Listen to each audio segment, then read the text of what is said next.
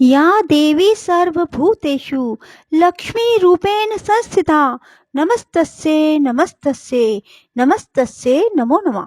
राधे राधे मेरे प्यारे भाइयों बहनों माताओं व बंधुओं, आज कार्तिक मास के बड़े शुक्रवार के दिन मैं आपके लिए लाई हूँ माँ लक्ष्मी की कथा। बंधुओं, शुक्रवार के दिन माँ लक्ष्मी की इस कथा को सुनने मात्र से माँ लक्ष्मी की कृपा आप पर बरसने लगेगी, आपके भंडार भरपूर होंगे। बंधुओं, यदि आपने हमारे चैनल को अब तक सब्सक्राइब नहीं किया तो जरूर करें और बेल आइकन दबाना ना भूलें, ताकि आपको हमारी आने वाली सभी वीडियोस की जानकारी सबसे पहले हो सके। बंधुओं, वीडियो को पूरी सुनने के बाद कमेंट बॉक्स में जय माँ लक्ष्मी जरूर लिखें। बोलो लक्ष्मी माता की जय हो। श्री सूत जी कहते हैं, सब पातकों का नाश करने वाले जटा तीर्थ में स्नान करके विशुद्ध चित्त वाला पुरुष लक्ष्मी तीर्थ को जाए। जो जो कामना मन में रखकर मनुष्य लक्ष्मी तीर्थ में स्नान करता है वह सब प्राप्त कर लेता है। लक्ष्मी तीर्थ बड़ा भारी दरिद्रता की शांति करने वाला, महान धन धान्य की समृद्धि देने वाला, बड़े बड़े दुखों का नाश करने वाला, महान वैभव को बढ़ाने वाला है। वह स्वर्ग और मोक्ष देने वाला, महान ऋण से छुटकारा दिलाने वाला, श्रेष्ठ पुत्र प्रदान करने वाला है। ब्राह्मणों, इस प्रकार यह लक्ष्मी तीर्थ का महात्म बतलाया गया है। इस तीर्थ में स्नान करने के बाद अग्नि तीर्थ को जाए, वह महापुण्य में और महापातकों का विनाशक है। पूर्व काल में रावण को उसकी सेना सहित मारकर विभीषण को लंका का राजा बनाकर दशरथ नंदन श्री रामचंद्र जी जब सीता और लक्ष्मण के साथ सेतु मार्ग से गंधमादन पर्वत पर आए, तब लक्ष्मी तीर्थ के किनारे ठहरकर उन्होंने देवताओं, ऋषियों और पितरों के समीप वहां अग्निदेव का आवाहन किया। तब लक्ष्मी तीर्थ से कुछ दूर पर अग्निदेव महासागर से ऊपर उठे और मानव रूपधारी श्री रघुनाथ जी को देखकर इस प्रकार बोले, राम, राक्षसों को भय देने वाले महाबाहु श्री राम, आपने जो रावण का वध किया है वह जानकी जी के पातिव्रत्य धर्म के बल से ही संभव हुआ है। यह बात सत्य है, सत्य है, सत्य है। ये साक्षात जगन माता लक्ष्मी है। इन्होंने लीला के लिए मानव शरीर धारण किया। जब आप देव शरीर में स्थित होते हैं तब ये भी दिव्य देह से आपकी सेवा करती हैं। आपने मानव शरीर धारण किया है, इसलिए ये भी मानव कन्या के रूप में प्रकट हुई हैं। आप भगवान विष्णु के शरीर के अनुरूप ही ये भी शरीर धारण कर लेती हैं। जगत स्वामिन देवादिदेव जनार्दन, आप जब जब अवतार धारण करते हैं तब तब ये आपकी सहायिका होती हैं। जब आप भृगुनंदन परशुराम के रूप में अवतीर्ण हुए थे तब ये धरनी नाम से प्रकट हुई थी। इस समय आपके साथ ये जनक नंदिनी सीता के रूप में प्रकट हुई हैं और भविष्य में जब आप श्री कृष्ण अवतार लेंगे तब ये रुक्मिणी होंगी। इसी प्रकार अन्य अन्य अवतारों में भी ये आपकी सहायिका होती हैं। अतः रघुनंदन, आप मेरे कहने से इन्हें आदर पूर्वक ग्रहण करें।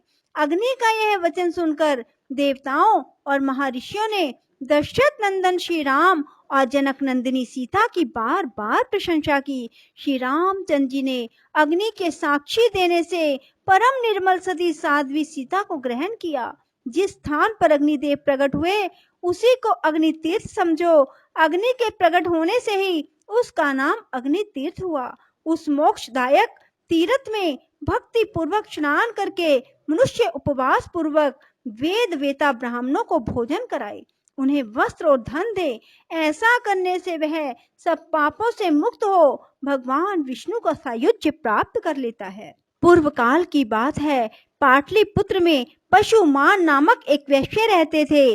वे सदा धर्म में तत्पर और ब्राह्मणों की सेवा में संलग्न रहा करते थे। सदा कृषि और गौ रक्षा करते हुए पशुमान बाजार की गलियों में धर्मतः सुवर्ण आदि का विक्रय किया करते थे।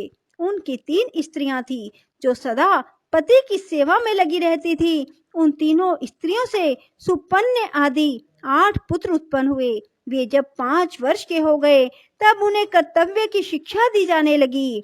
वे धीरे धीरे खेती, गोरक्षा और व्यापार का काम भली भांति सीख गए। सुपन्य आदि 7 पुत्र पिता की बात सुनते और पशुमान जो कहते उस कार्य को तत्काल पूरा करते। उन्होंने सोने के कारोबार में भी अत्यंत कुशलता प्राप्त कर ली।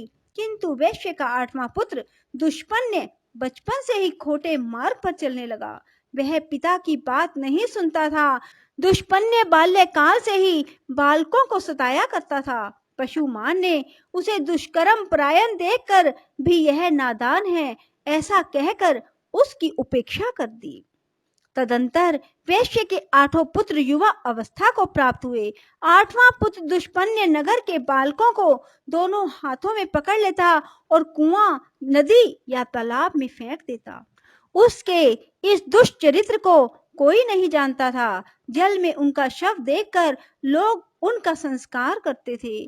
तब पुरवासियों ने आकर राजा से यह वृतांत निवेदन किया।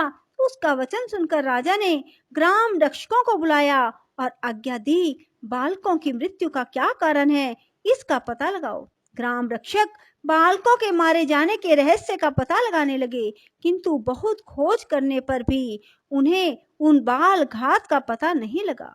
वे डरते हुए राजा के पास गए, बोले, महाराज, हम बहुत खोज करने पर भी यह ना जान सके कि कौन इस नगर में रहकर निरंतर बालकों की हत्या करता है। तदंतर किसी समय वह वैश्य बालक अन्य 5 बालकों के साथ कमल निकाल कर ले जाने के बहाने सोवर के निकट गया। वहां उसने उन बालकों को जबरदस्ती पकड़कर पानी में डुबो दिया। वे बालक चीखते चिल्लाते रहे तो भी उस क्रूर आत्मा ने उन्हें कंठ तक पानी में ले जाकर डुबो दिया। उन सब को मरा हुआ जानकर दुष्पन्य शीघ्र अपने घर को चला गया। उन 5 बालकों के पिता अपने पुत्रों को नगर में ढूंढने लगे। वे 5 बालक अधिक छोटे नहीं थे। पानी में डाल देने पर भी वे मर ना सके। धीरे धीरे सरोवर के किनारे आ गए और वहीं घूमते रहे। इतने में ही अपने बंधुओं द्वारा नाम ले लेकर पुकारने की आवाज उन्हें दूर से सुनाई दी। तब उन्होंने भी जोर से बोलकर उत्तर दिया। बालकों की आवाज सुनकर उनके पिता सरोवर के तट पर गए। वहां उन्हें जीवित देखकर उन सबको बड़ा हर्ष हुआ। फिर पिता ने पूछा, तुम्हारी दशा क्यों हुई? तब बालकों ने दुष्पन्य के उस दुष्कर्म का वृतांत अपने बंधुओं को कह सुनाया। यह बात जाकर पूर्ववासियों ने राजा को इसकी सूचना दी। राजा ने पशुमान को बुलाकर कहा, पशुमान, यह नगर बहुत से बालकों से भरा पूरा रहा है, किंतु तुम्हारे दुरात्मा पुत्र ने इसे प्राय सूना कर दिया। अभी अभी इन बालकों को उसने जल में डुबो दिया था, परंतु दैव योग से जीवित निकल आए। बताओ इस समय क्या करना चाहिए? मैं तुम्ही से पूछता हूँ, क्योंकि तुम सदा धर्म में तत्पर रहते हो। राजा के ऐसा कहने पर धर्मज्ञ पशुमान ने कहा, राजन, जिसने सारे नगर को सूना कर दिया वह वध के योग्य है। इस विषय में कुछ पूछने की बात नहीं। यह अत्यंत पाप आत्मा मेरा पुत्र नहीं, शत्रु ही है, जिसने इस नगर को बालकों से खाली कर दिया। उस दुष्ट के उद्धार का मुझे कोई उपाय नहीं दिखाई देता। मैं सच कहता हूँ, इस दुष्ट आत्मा को प्राण दंड दिया जाए। पशुमान का यह वचन सुनकर समस्त पूर्ववासी पशुमान की प्रशंसा करते हुए राजा से बोले, महाराज, इस दुष्ट को मारा ना जाए, अपितु चुपचाप नगर से निकाल दिया जाए। तब राजा ने दुष्पुण्य को बुलाकर कहा, ओ दुष्ट आत्मन, तू शीघ्र हमारे राज्य से बाहर चला जा। यदि यहाँ रहेगा तो मैं तेरा वध कर डालूंगा। इस प्रकार डांट कर बताकर राजा ने दूतों द्वारा उसे नगर से निर्वासित कर दिया। तदंतर दुष्पुण्य भयभीत हो उस देश को छोड़कर मुनि मंडली से युक्त वन में चला गया। वहां जाकर भी उसने एक मुनि के बालक को जल में डुबो दिया। कुछ बालक खेलने के लिए गए हुए थे। उन्होंने इस बालक को मरा हुआ देख अत्यंत दुखी हो उसके पिता से यह समाचार कहा। तब उक्त शवा ने बालकों से अपने पुत्र के मारे जाने का समाचार सुनकर तप के प्रभाव से दुष्पुण्य के चरित्र को जान लिया और उसे शाप देते हुए कहा, अरे तूने मेरे पुत्र को पानी में फेंक कर मार डाला है, इसलिए तेरी मृत्यु भी जल में ही डूबने से होगी। मरने के बाद तू दीर्घ काल तक पिशाच बना रहेगा। यह शाप सुनकर दुष्पुण्य को बड़ा दुख हुआ।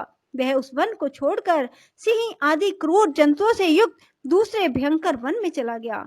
वहां बड़े जोर की वर्षा और आंधी चलने लगी। दुष्पुण्य ने देखा एक मरे हुए हाथी का सूखा कंकाल पड़ा है।